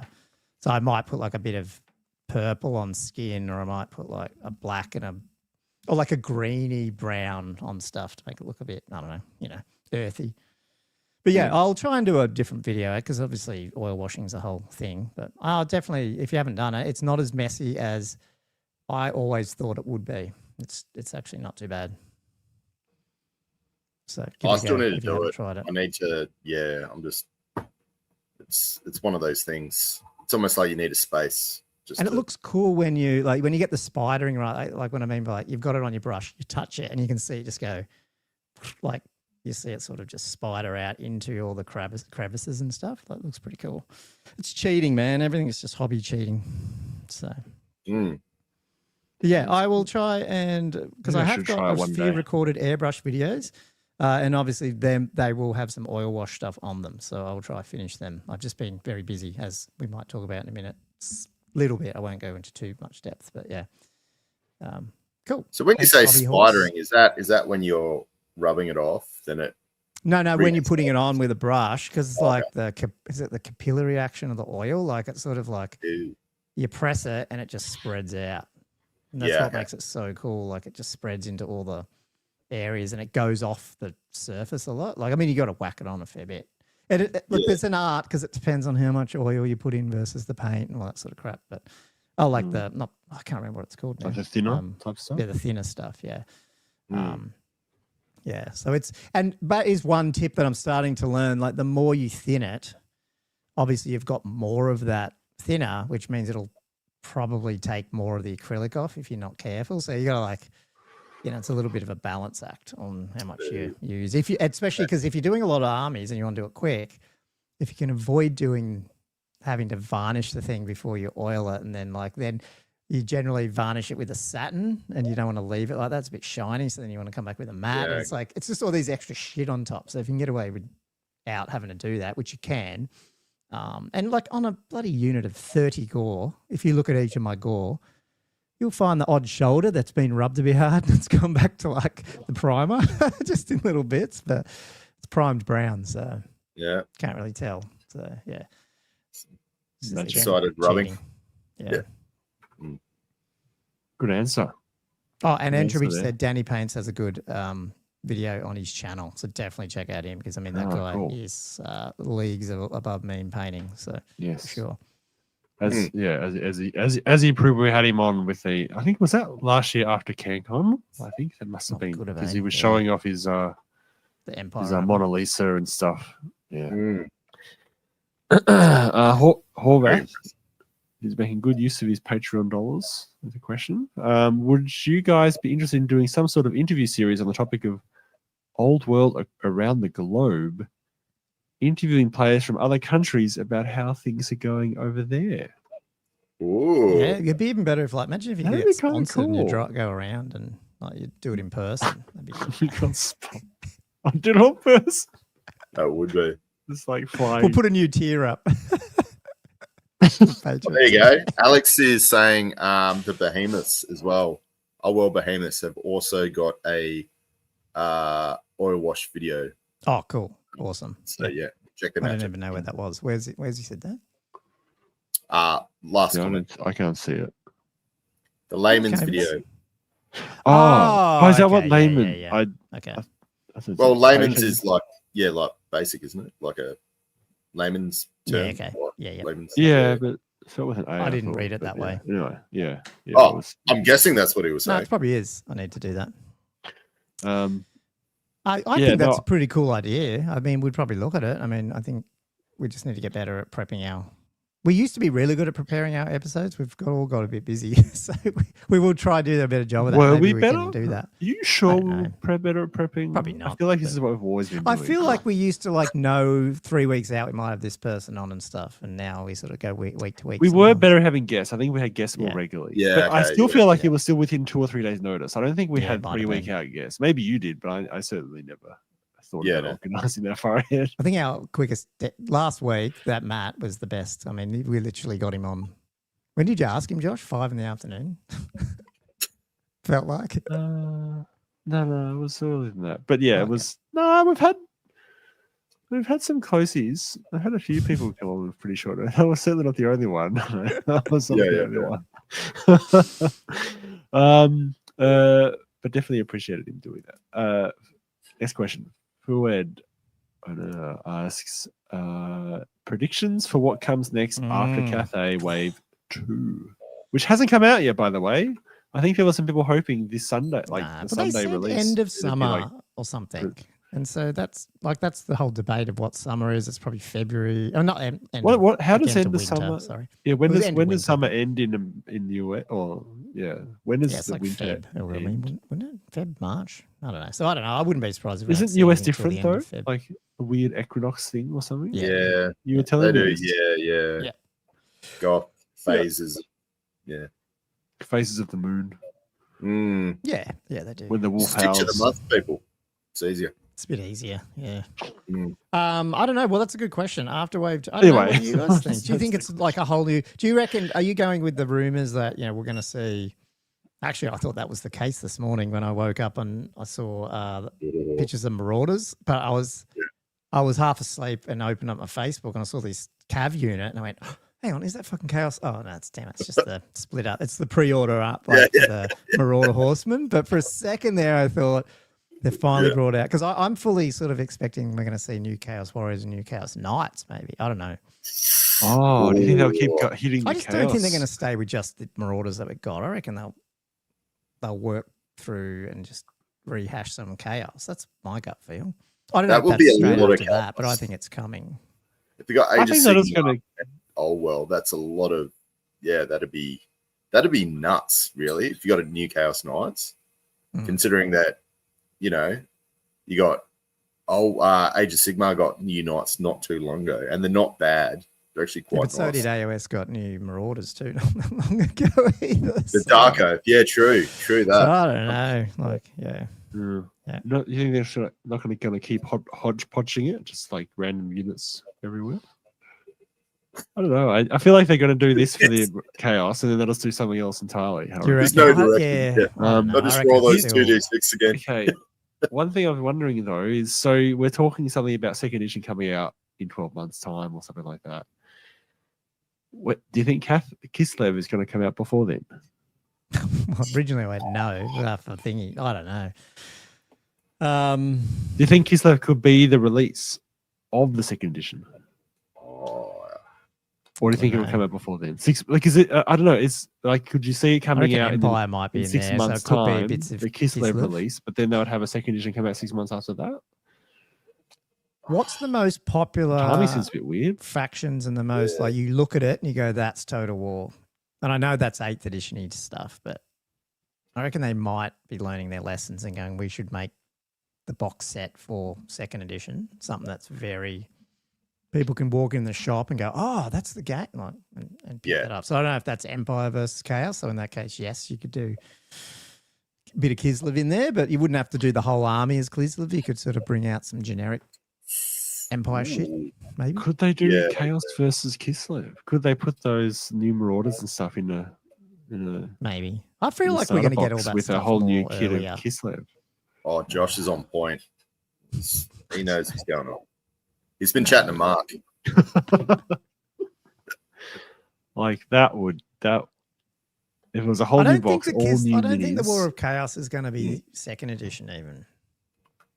You don't think? I feel like the War of Chaos. Well, so when's Kislev coming out? When you hit the War of Chaos, I feel like it's not really, but it's sort of getting into the normal timeline. I mean, I know it's not really. Yeah. You know what I mean? It starts flicking around, and they've got all this time now to play around with, and I reckon they're going to explore it. Yeah. So wait, so you're saying Kislev will only come out at the start of War of Chaos? Is that what you're? Oh no! We might see. We might I don't know. Do you think Kislev would be a big box seller, or are you better off just going, "Hey, this is fantasy, Chaos, and Empire, whatever it is, like the standard normal factions." And Kislev's already out, and it's maybe got some units in there, but they've been able to bring it out normally beforehand, and they've seen if it's good or not, and then they hit second edition with. All new. This would be all new models, though, right? All new Empire, which does need to happen. I agree. Yeah, surely, that would sell really well as well. Yeah, especially when you got all these renegade crowns and all that. You could build it out with all that option to go. Hey, if you do that, this can actually, someone could go. I like renegade crowns. I'm going to buy that box set and then use it. No. I think that's possible. My feeling is, I don't know. For some reason, I think it is going to be Kislev. I reckon that'll bang it out. Yeah. After they put out Cathay, obviously. Yeah. 27, Josh? Josh? That happen. Not 26. Surely not this year. What do you reckon this year? Rub your crystal ball. What's it say? Christmas? Yeah, I think Josh is probably right. I reckon we will. And the reason why is we know they had them both designed early. We've seen Cathay. I just reckon that they will. Mark keeps saying it's going to happen in 5 months' time. He thinks it's going to be second edition halfway through this year. Isn't that when? Oh, did he say that? 11th ed's coming out? Yeah, I don't reckon. Oh, he said he threw that up at the start of the 11. Yeah, 40K is going to dominate the middle of the year for sure. Yeah, surely. Yeah, you would have thought so. That'd be weird. Which is orcs, so I'm going to have to get some orcs happening because I love orcs. Ooh. More for the both for 40K. I do actually like the 40K orcs. I reckon they got more character than the fantasy ones. Oh, I didn't even get to the second half of his question.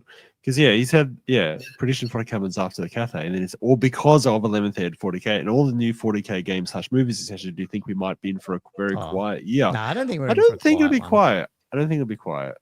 No. I can't see it being quiet. I like Entropy's thinking. 40K has been delayed for Old World 2. Yep. Make away, boys. Big games coming through. And then Mark asks, I don't appreciate the tone of this question, Mark. Given your recent hardiness and general business levels, what, we're getting people's names wrong? What are the chances of the stream occurring on the standard schedule, 1 to 10, with 1 being Gomo Wilzer and 10 being Andrew stuck up a ladder retrieving Josh's necklace? Jeez. I don't know what necklace this is. I don't know what the question is 1 to 10. What was the question again? What's the chance of the stream occurring on the standard schedule? Hey, last week we were here early. What is the standard schedule? We have a schedule. We might just not tell you what it is. Yeah. Did you forget about the necklace, Josh? True. No. Yeah. Can I act like I forgot about it? Because I'd like to have. That's it. I'd like to move on with my life. Disgusting, depraved individuals. Work with children. Okay. We've done the next one. And it doesn't matter after I ask the question. Angela's trying to ask, what's your favorite FAQ change and what's your worst one? Although I guess you would have asked at the start, so I technically would have written it out. But we have answered that, John. But then he also threw up another one. Very late submission, but owing to my being on the ball, I can read it out. I think he might have felt this because we'd already answered his question. So I will give him this. What change would you make to Vamps to bring them into line? No BSB is already going to be in effect at the WSW event, so we can't use that. And you can't use that. Oh. Well, that was all in effect. No regen, no BSB. And there wasn't a lot of them. At the WS. How many Vamps came to Western Sydney Wargames? Yeah. So is that a bit too far? Was that why you didn't see? You didn't see too many problems with them? I don't know. Does that mean it's, I don't know. Or is it just people going, I'll try something different, or I don't know. Maybe that's too far. To be honest, I'm not a big fan of the no BSB. Right, I'll just say that. And I'm a Tomb King player, so maybe my vote doesn't count. Yeah. I saw ASB mention something about Graveguard not being in core. Yeah. It'd be okay. Those type of things. Yeah. I think just in general, because you got like the raise, doesn't matter what it is. Like there's just infantry and cav, but there's no like, heavy infantry or regular infantry or like heavy cav versus, So it just seems like these couple of units, Black Knights and obviously Graveguard, they just seem like, they go gangbusters. Whereas if you sort of took that away or, was able to nerf the ability to raise so many for those guys, I think that's the other option. You could do that. You could do that. What happens if you could only raise? It probably doesn't matter, but you can only do a rise or raise whatever on one unit once. I don't know. Does that make a difference? Like, yeah, or limit how many they can raise per go or something like that. Yeah, depending on the type of unit. Because I remember Six Ed, it was very restricted as to how many of each like night you could raise, per raise spell. Like it. Yeah. Yeah. I mean, it's sort of what people did. It's sort of like GW did with Magic. They sort of toned it down by saying now you only get +1 or +2. Not +3 or +4 and stuff to cast. You could just adjust those raising tables a bit. Mm. A lot. Matt was saying maybe whether it needs to change. Just make it a spell. Yeah, I mean, you could. It just ends up. I think it ends up being a bit. I mean, you could. Like, you could. It's not. Can we see Renegades taking a leap with any of these nerfs?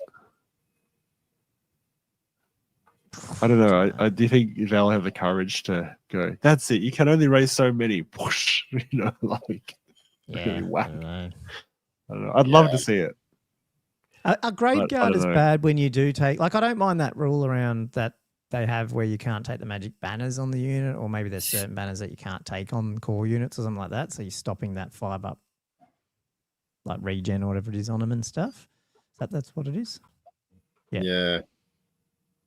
Because that's what, like, no one's having discussion here about Tomb Guard. So I feel like whatever Tomb Guard are, Grave Guard should be. Yeah, but you usually got screens and stuff in there as well, and other things. Like I feel like it's not just the Grave Guard by themselves. I feel like you got screams supporting the Grave Guard. It's just a unit that does wounds and it's hard to get rid of. Yeah. I don't think it's just the Grave Guard by themselves doing all the damage. Do you reckon that's something that you'll see? I mean, screams sort of died off a little bit in terms of people are using different stuff, but that could just be because it's so good having these big units. But do you think the scream thing that should have been? I mean, if they weren't legacy, they would have comped it into, you can only scream in the combat you're in. Or something like that. I reckon. But then they're so crap, I suppose, that they can't get in combat. Well, it depends on what's screaming at you, but if you had the I was gonna say wraiths. I've lost it. Banshees. Banshees, yeah. If the Banshees were in combat, they'd evaporate. Oh yeah. They're so crap. But yeah, anyway. Yeah, I just think that banner really just pushes them over the edge to what, say, Tomb Guard are, and I don't know. Yeah, I don't know. I just feel like we're not having the discussion around Tomb Guard, so surely there's a solution there for Vamps. And I see what you're meaning, that it's not just that, but yeah. Cool. That's our questions. Sorry, that's the questions. That's the questions. Well done. It's hobby time and all the other news time. There's no news, so we're just straight on to... Can I... I'm going to take a 1 minute break. Yep. 2 minutes. I'll be back. So it's going to get his printer going again while he's gone. Do you want me to just quickly shout out the slow grow thing, or you want to do your thing first? Yeah, go for it. That time we featured it on the pod. Yeah, look, there wasn't as many, I don't think, and I haven't kicked in this. I will. I'm going to start because I need to finish an army. I'm getting an itch. But let's just open that up. This is the one I wanted to. Can I bring them up? Oh yeah. Does this work? This is Cameron's Cathay coming along. So it is just before Jan, but then obviously he comes down here and finishes some off this month. So that must be his baggage train or his objective. Why can't I bring that up? It's not opening. There it goes. There we go. Oh my God. They got plates. What's they got food? It's a yin yang. But what's those things in it? Just markers, or are they rockets, or I don't know. But objective markers, I like that. The bamboo of some and then kind. yeah, his cannon crew looks awesome. It's all very. I mean, sometimes it's really nice to see an army that's like it's a simple paint job, 3 colors almost. You know what I mean? But it's just smashed out. And when you see these, limited palette, all the way back, that's what I call that. Yeah, to these, they just. Oh, I actually can't. I'm excited to start painting them because I'm like, they don't actually look as bad as when you first start putting them together to paint. These guys do a little bit, but they do look like, hey, there's just. So I don't know. I'll guess I'll see because I have not painted one yet. But I put them together. There's his Jade Sentinels. Nice. Looking pretty good. And then he's Meow Ying. So yeah, they're looking pretty good. It's pretty much done. So I don't know what else he's got. I haven't actually looked at his texts, but I guess he's got I don't know. He's got. Oh no, this guy. Look at this. This looks cool. He's used a bit of the Outrider weapon. Oh yeah.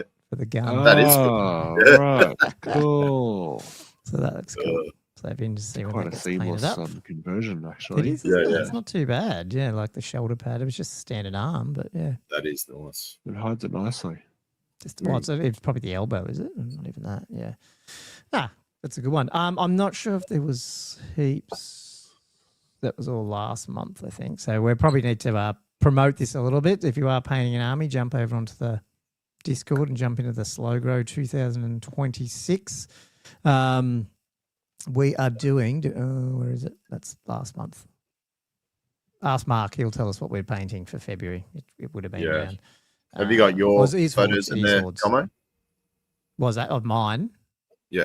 No, I haven't got any. Are they next to my photos in there, maybe? Yeah, I know. I was going to do my Cathay. I just haven't got around to it yet. I'm getting there, but I'm so bad. I think I need to apologize. Yeah, I've been a little bit crazy. So that and my what they called the Marauders. I'll start doing my them up. I'll start putting the pictures up once I start putting some paint on them. These are all just plastic at the moment. They're put together and a bit of undercoat. So cool. Excellent. Cool. Nice. Is that it? Shall we talk about some tournaments? Yes. So we both suddenly, all three of us are suddenly TOs now, right? This is February is the month of us being TOs.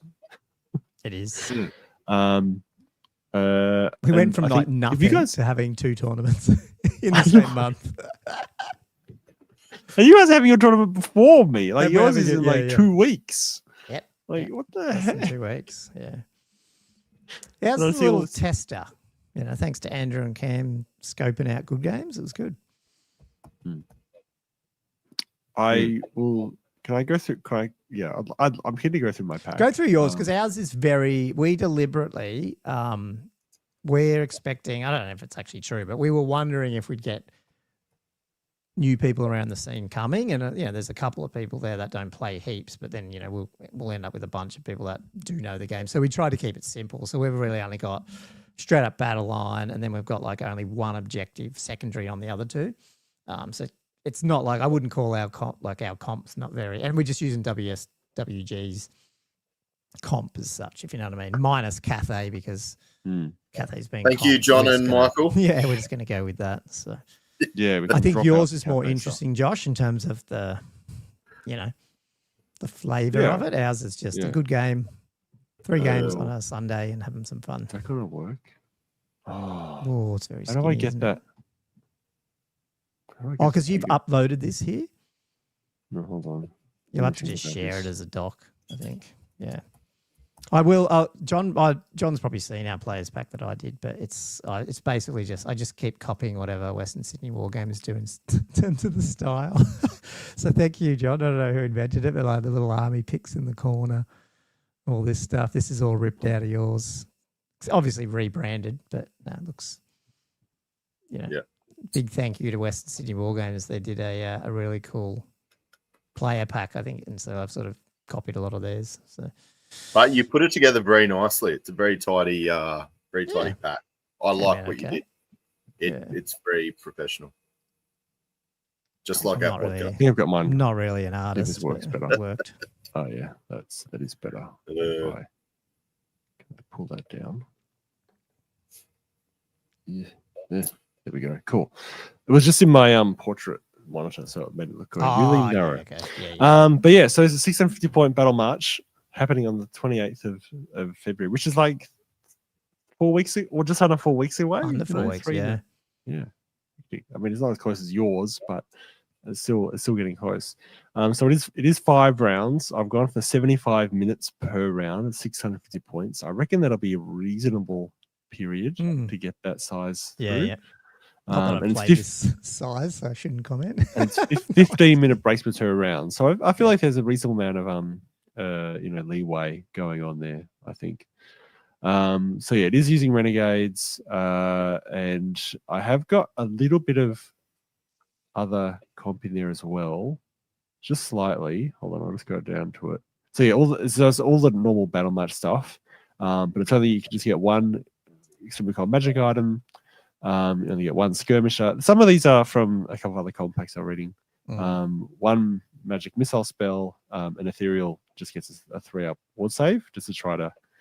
I don't know. Unfortunately, these really small battles, I feel like sometimes some of these specific special rules for immune to core parts of the game can really skew things a lot. So I tried to, because if you're running 2 or 3 magic missile spells, I feel like they can really destroy. I was just looking at. I didn't realize. So basically, if you take like Ruby Ring, for example, or whatever, then you just can't pick a magic. Yeah, you'd have to re-roll it. If you generated it randomly, you just re-roll it. That's the only way. Okay. Practically. And then the other thing I've done is because I was trying to do all the table sizes, and I have ended up going for a 3x4 foot table rather than the whatever it was, like what was it, 30 by 44 or whatever. I don't know. I feel like that 30-inch deep. No, it's 30. It's 30 inches. That's 2.5 feet. Oh, is it slightly different? Yeah. Okay. Yeah, so it's even narrower. Like you're actually really close to each other. Yeah. So I pushed out to 36 inches depth just to give a few more inches away from your opponent, because otherwise you're just on each other straight up. It'd be a lot more easier just to sort out like a 3x4. You're not stuffing around measuring. Yeah, I think so. Yeah, no, I really think so. Yeah. Now the theme of it is actually based around. So it is drawing from the campaign. That is so the same day you guys are doing a tournament. I'm going to be playing the 6 or 7 player multiplayer as the crescendo to the Monte Castello. I hope you have your camera that day. Just of course, I will be. Absolutely. No, definitely.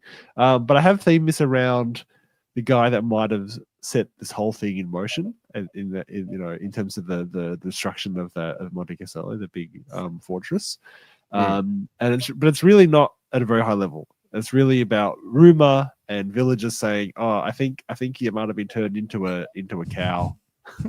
and so it's really excuse to get some livestock on the board. So you're just searching for this guy who may or may not have formed into a cow. So now I had 5 scenarios to play with, and kind of like you do have to sort of follow the in terms of complexity. I didn't want to have too many different things on all different games, especially the last one. So this one is really just it's a deployment map from the battle march, and it's using table quarters, and that's it. That's just the first round. Nothing too complicated. The second one, the scattered herd, it's 2 objectives, like strategic locations, but because they're cowed horse. That's right. The main rule with this is that they actually can move if they're not being controlled by a player. Because otherwise they use pretty much the exact same rules as a normal strategic location, except I have reduced it to use rank 5 rather than 10. Otherwise the rules are the same. Battle march. If battle march, right? I think everything's at use rank 5 rather than 10 for all the objectives. If they're not controlled, they scatter d6 inches, so they can just move around if no one's nearby. And they go off the table or just stay there or bounce. What do they do? I don't think they're going to be moving that far away. I mean, if they go near the edge of the table, they'll just bounce off. Yeah, that's fine. If that happens to someone, they'll call me over and I can make up what happens. Yep. The victory points is it's 30 points at the end of each player's turn. But when you first control a livestock marker, you roll a dice. On a 6, it emits a bizarre human-like sigh and is thus worth double the normal victory points each player turn because it could be Vano. So that's 60 rather than 30. But yeah, that's just a random. You're gonna roll the dice, see if it emits a weird sigh. Then you have a lunch break, and then we keep going through. So raiding the pen. Yeah, scenario 3 is a pen raid, which is essentially just baggage now, Josh, train. have you been making these for people? I just bet you have, haven't you? Livestock pens? Of course. Yeah. I'm midway through. First, I've got to paint all the livestock. Yeah. Oh, no. And then the pens, I'm just going to use some fencing and just like. Ready. And then I'm actually going to put the livestock in the pen. Yeah. That way, it's a livestock pen. Reusing. Nice. This is just literally just a baggage train. And yeah, you just get rid of it as per a baggage train. But when you raid it, there's a 50-50 chance it'll cause a stampede, which is like 5 to 6 inches large template, and any models under it take a dangerous terrain check. And that's it. Just a bit of fun. I have made the victory points pretty the strategic objective to the last one. That's 30 per player turn, or maybe 60, which is actually quite a lot of points for a battle march game. And this again is 2. Like the ME pen. Like it's only a baggage train, but it's actually worth the normal points, 250. If you destroy it, 100 if you still have it. So that's a lot for a 650 point game. It's almost, wow. I guess that's quite large. Because I should have said I am using like the match play guide, crushing victory, resounding victory, marginal victory, and it's draw up to 100, marginal victory up to 200, resounding up to 750, and then crushing victory is 750 or more. I should say this is the start of the world, but I've also got a painting score, which is up to 15 points. The battle points are maximum 30. Painting score is up to 15, but it's a minimum of 10 as long as you painted 3 colors, and then maybe up to 15 if you're getting a lot of painting in. And then sports score is also up to 15, which again is a minimum of 10 as long as you're okay. And then I've kind of got a weird voting system where everyone's doing their first and second, favorite and second favorite opponents. And then you actually get up to 15 points via other player voting, but you only can get a maximum 15. So if you get a bunch of votes and you hit 5 points, then that's you capped out kind of thing. Yep. So it's just a way of having painting and scoring sort of in the overall structure of it. But yeah, anyway, so yeah, I've got the pen. So basically, you've got the herd, you've managed to capture a livestock, you put it in a pen, but you're raiding your other guys' pens trying to find the Vano. So then they've escaped because they've been raided. Now you found a dead body. You think, oh, maybe this is Vano. So this is actually a central objective marker using the normal objective rules. And yeah, that central objective is worth 50 points at the end of each player turn. But you can get more victory points. So when you're controlling it, at the start of your turn, you roll the d6 while you're making declarations such as this horse has a hat, or my uncle once turned into a cow and it looked just like this. And bit more effort on his player back than ours. See the tongue? That's a man's son if I ever saw one. If you roll a 5 or 6, you get 50 extra victory points. 3 or 4. Nothing. No one's convinced and nothing further happens. A 1 or 2, infighting breaks out of the veracity of the claim, and the units suffer see-through wounds. Distributors normal for shooting. So it's a bit of risk reward. If you want to, you have to make a ridiculous declaration while you roll the dice. Obviously, if you don't, then whatever you roll, if you get the high one, you're not going to get a -5. And if the player disputes it, they can call me over as a TO. And then the last game is just straight up, no things, just like everything's dead. No one's got anywhere. So you don't even have like a special feature in the middle there or anything. It's just weird deployment. Okay, interesting. This is the 5th game in a day. Yeah. I think. That is pretty good. Weird deployment, but just at each other. Yeah, just at each other. So I always think the last game should not have anything special. Wow. Yeah, we went the other way on this one, but that's okay. Well, it's not that hard. We're just counting. Yeah, but you're just doing like normals, thingos, and then we've got some stuff going on there. But yeah, that's my interesting. I've been wanting to. It's very interesting to see how that goes in terms of the timing as well, like the 5 games. Yeah. Well, when I had it, because I had that as a 6-head one originally, I had the 6-head going at 50-minute rounds, which I think actually would have been quite doable. So I've added 25 minutes for the Tau. I reckon they'll speed up, especially that last game when you don't have any stuff. Because after you've played 5 games with that same small army, you'll know it. Like even if it's the first time you played that army, you'll just be like smashing it out. Yeah. There's not much extra stuff happening though, like in each game. There's one extra thing usually, Like I've tried to, and the stuff that's happening. It's all mostly standardized rules anyway. Like it's just like a bit of extra flavor here or there, rather than all craziness. I think you've done well, not adding too much more. That's going to add too much more time. Simple mechanics that you're familiar with, game mechanics. So I just tried to take it out of the match play guide as much as possible. Yeah, I think that's done really adjusted it slightly. Yeah.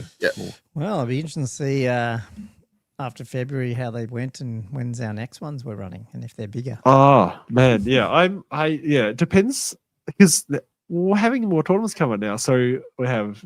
Well, we've had clashes. That's what happened on the weekend, wasn't it? Like Snake Eyes popped up and it ended up on the same day as another one. The old Hammer GT. Oh my god. Because we got in Melbourne. Because I was thinking of going. Do I run if this one goes okay? Would I run 1,000-point tournament or something like that? Like almost like a tournament / slow grow kind of thing. But then because we got ArcFest in Melbourne on the 2nd, 3rd of May, and then we've got Snake Eyes in early June. So then I'm like, where would I put it? I mean, the only place it might fit might be sort of mid-April or something, maybe. I don't know, but that seems pretty soon. Nice to see you check the schedule there, Josh. Nice to see. I have been looking. Tell you what, it'd be pretty sweet if we had some kind of tournament organizing software that was native to old rankings. Wouldn't that be? That's right. That'd be sweet.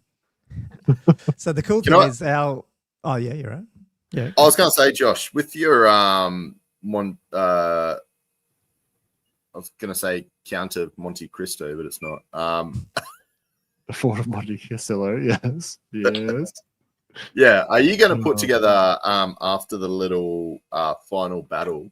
Are you going to put together some sort of a little narrative for the channel, just to tie it off, just to explain what happened, like a little, maybe a little 1 to 2 page. Because I know, Will, one of the participants, has got a whole blog, diary basically that pretty much goes through all the different games and stuff. Yeah. You talking about like a video diary, or are you talking about something written down? No, it just deserves a story, like an ending. Well, we haven't had old world novels, so Josh could write it in the style of an old world novel, but it'd just be his thing. Maybe actually do an audio book published. Yeah. Yeah. My dulcet tones.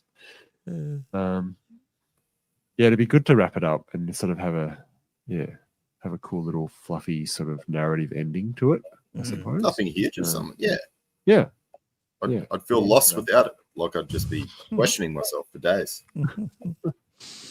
It does feel weird to have an ending because it's been a year and a half. Yeah, man. Just a long time. That's like been a lot of your hobby too. Like just not only doing the board, but all those like extra like all the. You mean the whole army of demons and a good chunk of painted Dogs of War and that's it. Yeah, all this extra terrain. There's been a lot. Yeah, I've learned a lot about writing rules, which is good. That's good. Anyone done any other hobby or? Well, wait. Are we going to talk about? I'll give it a. I didn't want to we'll just give a bit of a hint because we are using it for our tournaments. So you are going to use it, okay? Because I'm sort of. Well, you don't have to. What's the thing? Are for ours, and the first tournament this week is Legacies of War using Old World Rankings as their tournament software. So, because I've got six signed up now, but I've said in the pack it's all using BCP. So if we're running it, I would like to run it on All Rankings, but that would mean I would need to. You'd need to just add them in. Well, that's what we're. So how would you? So I've created. So for those who are still watching, this is, and it will be open up probably in the next month or so after we do some testing to everyone. You can run the tournament. So this is our Broadmeadow Brawl. So well and the benefits, designed, obviously, it's all in here, so you can submit your army list in here. But also, if you're on there, you can start seeing who's coming, what faction. You don't like. This is when the lists open up, but obviously I know what the lists, so I'm cheating here. But you can see what the faction breakdowns are and stuff like that. But obviously, moving forward, TOs can collect payment through there as well and do all that sort of stuff. And obviously, then it just flows straight into the rankings. So, nice.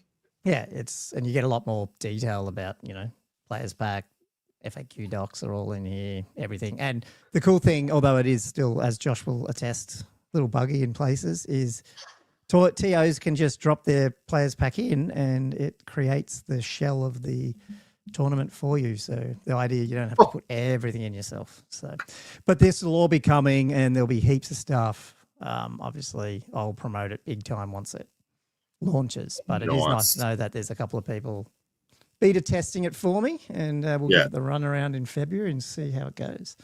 That is so good. So wait, so when play right now, so when you guys are running it, when the players are putting in their results, are they using the mobile web browser? No. So at the moment, it's the TA, so you just enter everything for them. So it'd be the same sort of manual score sheet where they'll just do a manual and the TO adds it in for this weekend. Yeah. There's no mobile app as such. Well, but you could I don't use think a browser, this week, but definitely for ours, I think they'll be using a browser input. Yeah, but they could. But they could do it, yes. Yeah. But they could do it if they were signed into all rankings on their browser on their phone. They could put in the result. Yeah, that's probably not going to be for the doubles tournament this weekend. For the double one, but I feel like, I would wouldn't be wanting to put in all the results myself. Yeah, it's up to you. It's up to you. Once you see how it goes, and if you think it's good, you can definitely use it for sure, man. Yeah, sick. Yeah. So anyway, that's a little bit of a sneak peek. Exciting. It is very close. So. Been keeping me busy. Well, obviously with all my other work and then trying to do that as well, it's been a bit hectic, but it's coming. And once that's done, I think we had a chat about this offline, didn't we, the other day? It was just like, there's not much more. Once you get that out, that is the bulk of the system, if you know what I mean. Like, it's not like you're going to, I've got to go and build X, Y, Z. So hopefully things will settle down a bit. The integrations and how things interact. That's going to be awesome. So it will settle down. Old world builder settled properly and keeping up to date. It'd be good. This will give me more time for things like this, which is what I was playing around with, which is the Cetra man himself, if I can find my screen, with the different horses, because he looks so crap otherwise. So I switched the horses out for those... I don't remember the range, but the range that you printed initially for me, the Scorpions, that range that I've got. Oh, yeah. Yeah, so they just got the better, they got the They look really good, but are you talking about the Scorpions that I printed for you? Yeah, that range is, wow. I can't remember what it's called. I never remember the name of it, but that's the ones that's best. So I just used the horses from that, but then I had to use the classic actual Cetra, so... I'm just going to start whacking him together. And that's why I was asking the other day, are we doing the 800-point character allowance? Because I can't really fit stuff in once you put him in and a few others. You can do it, but I don't know. So we'll see. So much conflict of interest. Yeah, conflict of interest. Yeah. I'll be taking Seaguard. Exactly. Now the chariots are cheaper. Like, I don't know. So it might be fun to run a bit of a chariot army just for fun, see what happens. So I still might take him but I just need to get him done by next week. The same problem. So, and I'm not here on the weekend in a couple of days, so it's going to be fun. That was my hobby. Not a lot because it was all on the computer, but lots of fun. Nice. Pretty excited about where things will be. Hopefully coming into this year with old world rankings. So should be good. Yeah, it'll be a big year. Let's throw up a Ghost has put up a cool looking work in progress. Oh yeah, the forestiness. Yeah, these guys. Oh, look at the blue and the airbrushing. That is really nice. It's really pretty. He does do a nice with that sort of the colors, like with his demons as well, between like the blues and everything. Like they came up really good. Yeah. It's got that sort of like rainbow sort of effect that he does really well. well. For a whole... So, no, I'll bring that up in a minute. John Is this, gave us do you think a it's just sneak for a peek whole of- board, like themed with his army?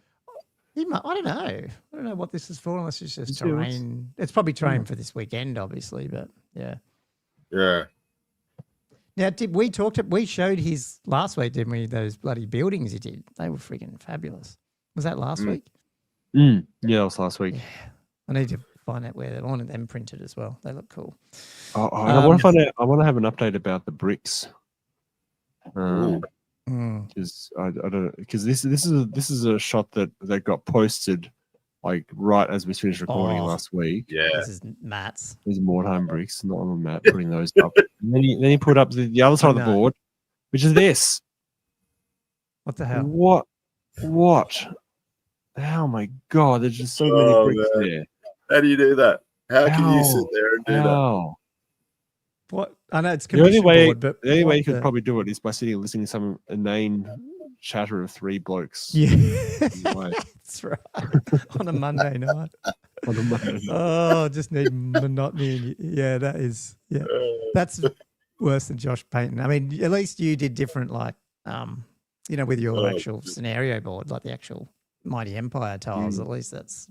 Yeah, at least they were all different, and they would actually just. Yeah. That is just. It takes a real mental fortitude. You just said that's what he's been doing all vid. That's it. He has been. I was hoping he was. I was trying to retain some sort of sanity. Have you got kids? Because surely you can make them do that. I could not trust that with the kids. That's how the sister jabble. Yeah, cool. Cool. Okay, cool. All right. Well, we got anything else? Or did you get anything, Andrew? Or you just been printing some hills now? I have. So I'm doing my I'm painting. There's no point even showing this really because the camera's not going to show shit. But so I've been trying to do like quite a dark, rustic marauder paint scheme. So I've just been getting all my contrasts out and basically just adding black to all my contrasts. So I've just got like all these dark shades of like dark shades of red, various browns or oranges and stuff, just to make it all sort of like, but it's coming up pretty good. I'm just trying to work out. I've seen a few themes. I want to know how it goes, but I've seen some themes where people edge highlight the entire model with the same color, not white, but like yeah. It actually doesn't look too bad. I'm like, maybe you'd save a lot more time doing that. What sometimes you do with like a dry brush as well. Like I find that's especially on scenery, for example, you might like using that same dry brush across a lot of different colors. Yeah. Maybe it's that similar concept. Yeah, kind of like a dark bone color. So it's not quite white. It's like a bit darker, but I might just do that to just save a bit of time. But they're coming up slowly. They look good. Do you need to do for your? They're good, aren't they? And I like, they're detailed. I mean, the horses are detailed, but the actual dudes on foot, I reckon they'll come across pretty quick. Yeah. Yeah. Oh, is there another one shared? Oh God. Yes. He's been doing it this whole video, apparently. He literally has. I was making a joke, but he's been loves it. Apparently it's not the first board he's done. Oh.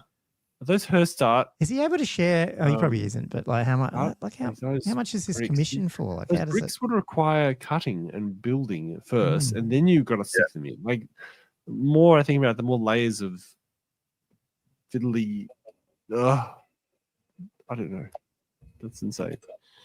It's going to look amazing. So Matt keeps asking Rego details for the 15th. So fanatics at gmail.com. Just say you're keen to go. And then lists, it's in the...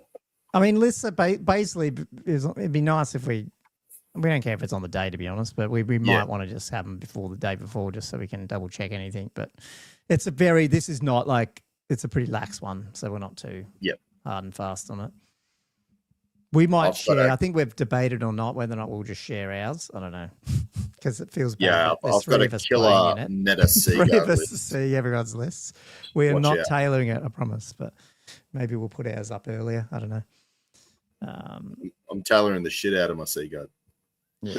And ASB just said it's very cool seeing what old world ranks has become from that first message I sent you, Gomo. He did exactly. It was him and then Starkey wanting to get this rankings thing, and I was like, yeah, no, I know. I think it wasn't ASB. ASB hit me up, but I think it was Starkey who shared the Google sheet that he'd got off the 9th age guys or something. I was like, we are not using that. So, anyway.